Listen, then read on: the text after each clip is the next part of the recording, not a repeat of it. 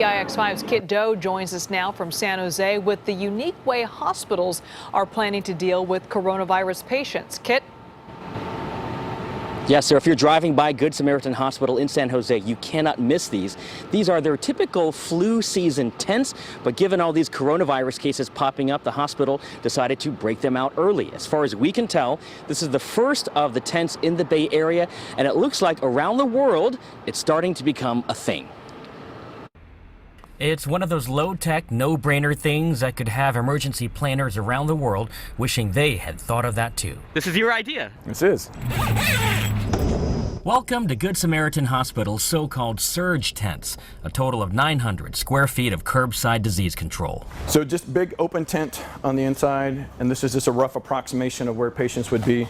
Inside each 15 by 30-foot tent, hospital workers will make sure each patient maintains a so-called exclusion zone, a 6-foot distance away from each other, roughly where the folding chairs are right now. 3 patients on each side, and make sure that we keep the 6-foot exclusion zone around those patients to keep them safe and make sure that they're not commingling together when it comes to that. Nurses will take patients' temperatures, collect samples if needed, and fill out paperwork, all outside of the main hospital. On February 4th, Good Sam had to send 5 workers home to self-quarantine for 2 weeks when a confirmed case of coronavirus showed up at the hospital. Are you hoping to avoid that situation in the future with these tents? Yes.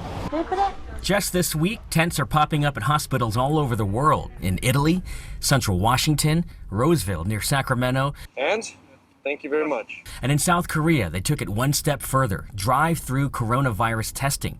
Nurses take temperature readings, even gather nose swabs, and patients don't even get out of their cars.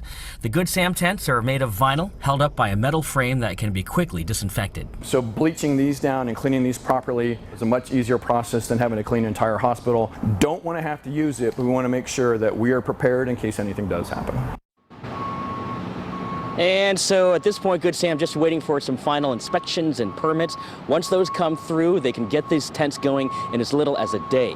As far as cost, FEMA pretty much paid for the whole thing. We're live in San Jose. Kiet Do, KPIX5.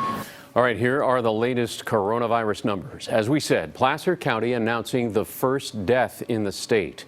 There are now 14 total cases in Santa Clara County, 3 cases in the North Bay, 9 total in Solano, Alameda, and Contra Costa counties, and 2 on the peninsula.